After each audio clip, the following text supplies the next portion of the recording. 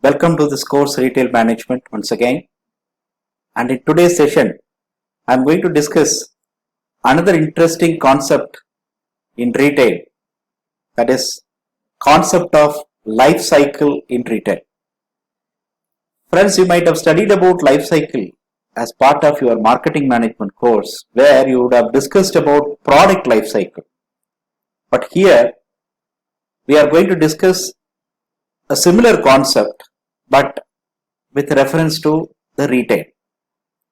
As any business has to go through several stages of its life cycle, retail will also take up different stages at different parts of its entire journey, and retailers need to devise specific strategies in order to survive across these different stages in their life cycle. With that as a prelude, I want you to observe the other discussions that are going to happen in this session with some focus. The Philip Kotler's concept of product life cycle is again adopted in retailing, and retail organizations, as I mentioned earlier, will pass through certain stages which we call as innovation, then development, maturity and decline, and that we call as retail life cycle, that is RLC. Okay, and it depicts a S-shaped development curve which is similar to that of a product life cycle curve with four major phases.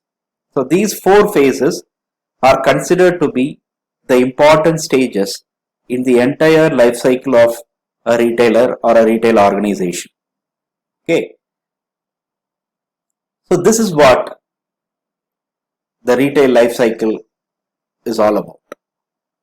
We have taken sales across the y-axis and time across the x-axis, and this is the S-shaped curve, and there is also one more curve underneath, that is the profit curve. Okay, maybe if it is not visible, I am just overwriting that particular curve for your understanding. So this is the one. These two curves are very significant in our discussion about this retail life cycle stage. To start with, the first and foremost stage, which we call as the innovation stage. As you are aware, during the innovation stage, the sales is very, very less, and that is what is indicated here. Okay, during the innovation stage, maybe you register very, very minimum sales. The reasons are so evident. You are very new to the market and you are yet to make a mark and probably leave an imprint in the minds of the shoppers that you have certain distinctive characteristics as a store, so that customers can definitely consider your store to shop and satisfy their needs.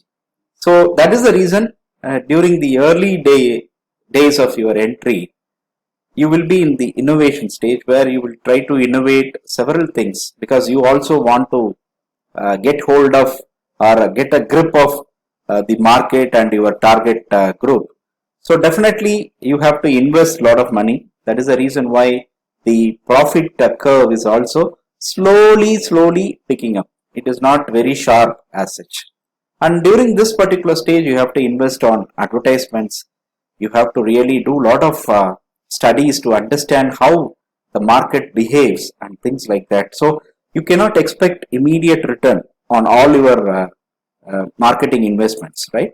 So it is a kind of initial stages where you need to establish yourself as one of the favorite retailers of the market. So that is the reason why the curves shapes are different during this particular stage. But when you slowly enter into your second stage, that is the growth stage, where you can see there is a sharp increase in sales, vertical increase in sales. The sales shoot up. When sales shoot up, obviously the profit curve will also grow sharply in this particular stage.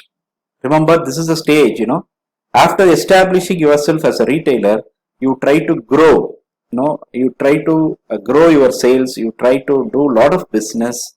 Now you are slowly coming in the limelight and your visibility gets enhanced and customer traffic increases, conversion also goes up and word of mouth spreads. You do a lot of POS promotions. All that will definitely fuel your growth during this particular stage. Remember, this particular stage must be sustained as long as possible, because when the growth stage is sustained, definitely it will do a lot of good things as a retailer, because in a very competitive market, if you are in the growing stage, that too for quite number of years, definitely that will help you to further establish yourself as a very important player in that particular market. So definitely you must have strategies in place in order to sustain this particular stage. So the growth stage is the second stage. And always, the prospects will not be that bright ever, right? So definitely at some point of time, the second stage concludes and you enter into the third stage called as maturity stage. This is a stage where, a kind of saturation happens. Though there is growth, even after entering into the third stage, that is maturity stage, till you achieve that saturation, you will register growth, no doubt about that. But the rate at which the growth happens will slowly, gradually come down. Your profits will also hit its peak as you hit the peak of the curve in the growth trajectory. And after that, what happens? It starts to slow down. Okay. Now you are registering less growth, or rather your sales will start declining. Because of that, the profit also goes down, falls down. Then obviously you enter into the fourth stage, which is the decline stage. And during the decline stage, your sales will drop sharply, because of which the profits will also hit its bottom. And this is the stage where it is an indication that no more your business model or your existence in this market is worth observing. So you need to take a call now whether you are going to continue your operations, or you are going to prune your retail activities, or you are trying to relocate yourself, or you want to relaunch your store in a different way. So you can take any kind of decision. And if you are taking any prudent decision, I would say that still there is a scope. When a new format you are introducing, again your life cycle curve will start from here. Okay, so this is how the journey continues from one era where you have completed all four stages of the life cycle, and then probably with certain suitable strategies you try to build another curve from where you left in the previous era. So this is the retail life cycle curve all about. So let's go deeper into each of the stage and see what are the characteristics of each of these stages. The first one is innovation. As I told you, this is where the new organization is born. You are new to the entire market, your target group, all that. It improves convenience or creates other advantages, because being new, you can always experiment, you can try to learn from the market, but not for too long, right? You have very few competitors. Initially, people may not take you seriously, right? And you need to observe things, very important at this stage. Observation is very, very important. You need to observe what your competitors are doing, how your customers are reacting to your offers and things like that. There is also possibility of rapid growth, and strategy need to be fine-tuned through various experimentation. So you are allowed to do a lot of experiments with your marketing and retailing strategies, and profitability will be moderate. Still people will come and buy from you, but not in big numbers.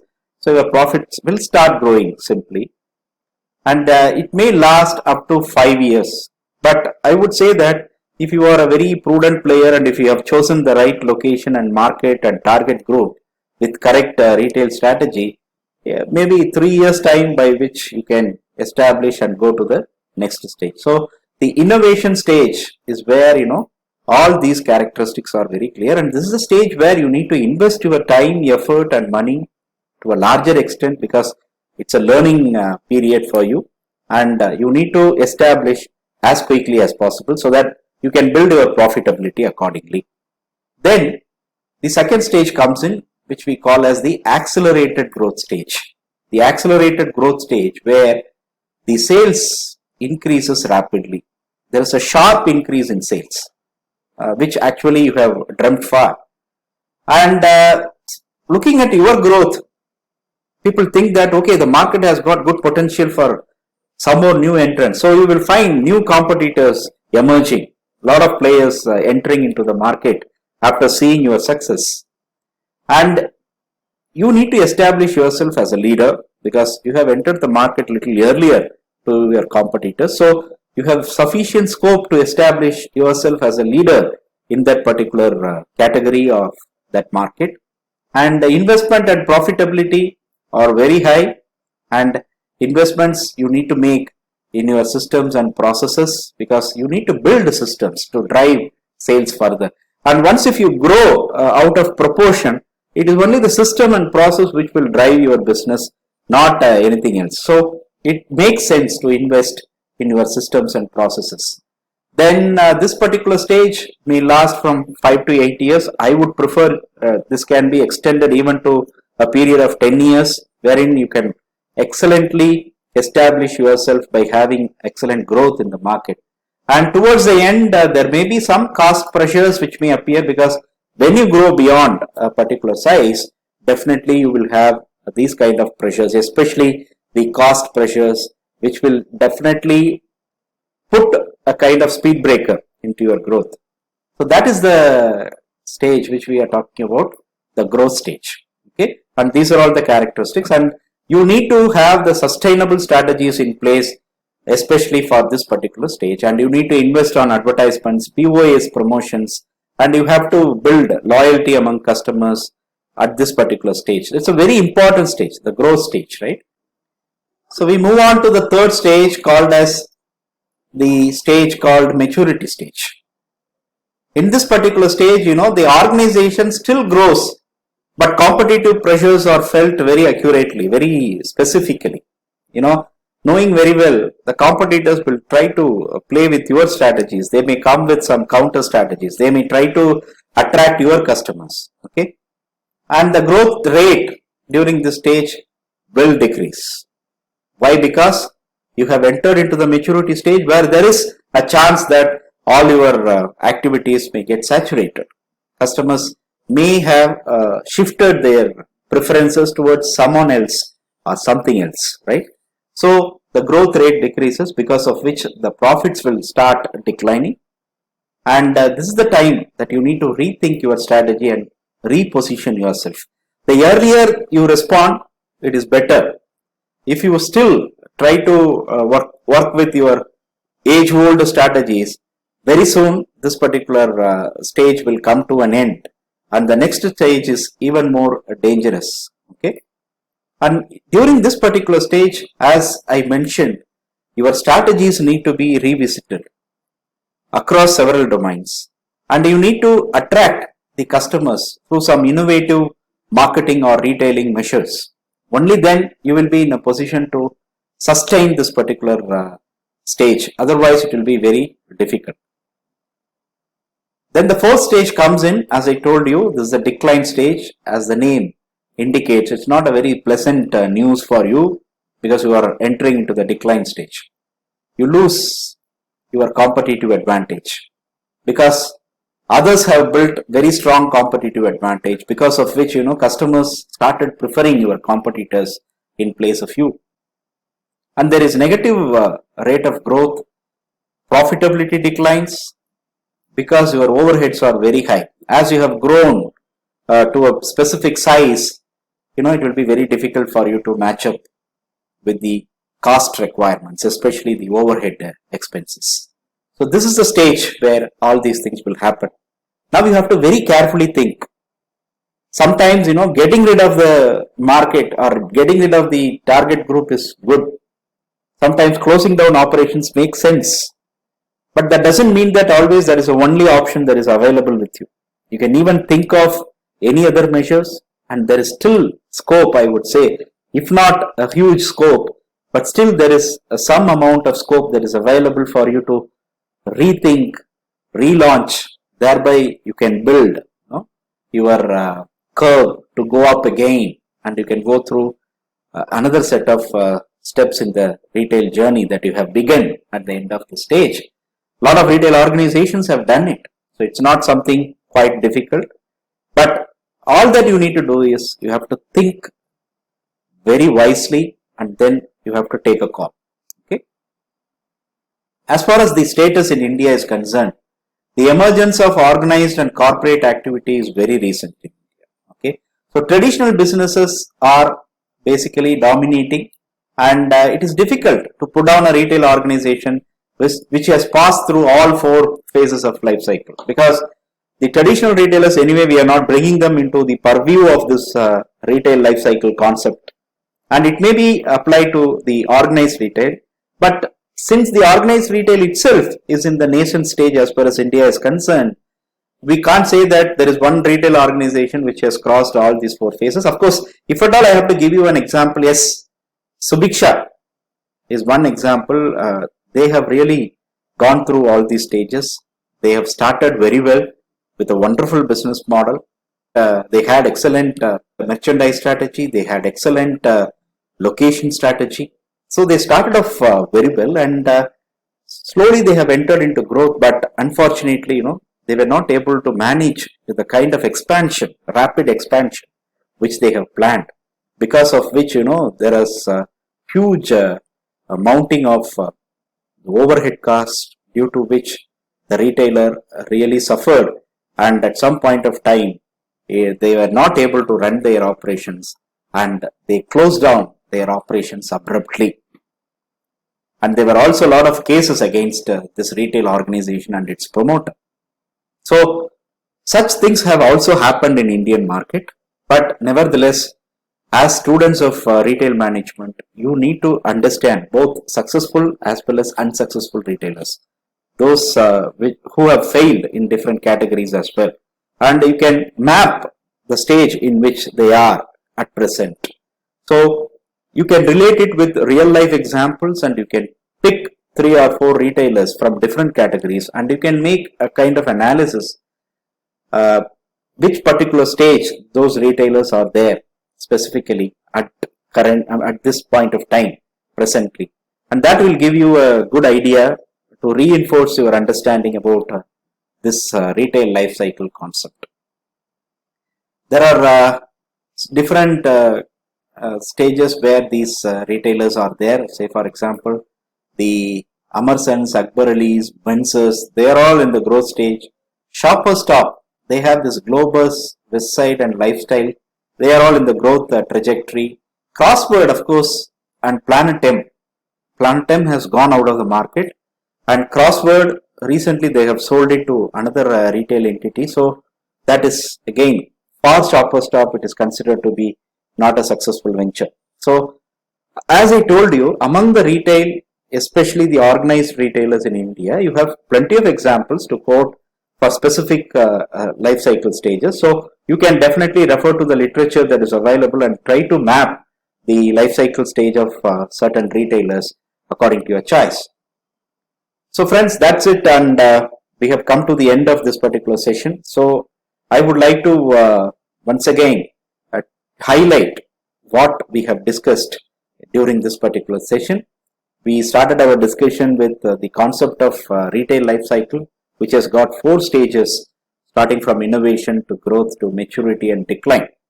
And for each stage, I told you there are several characteristics associated with these stages.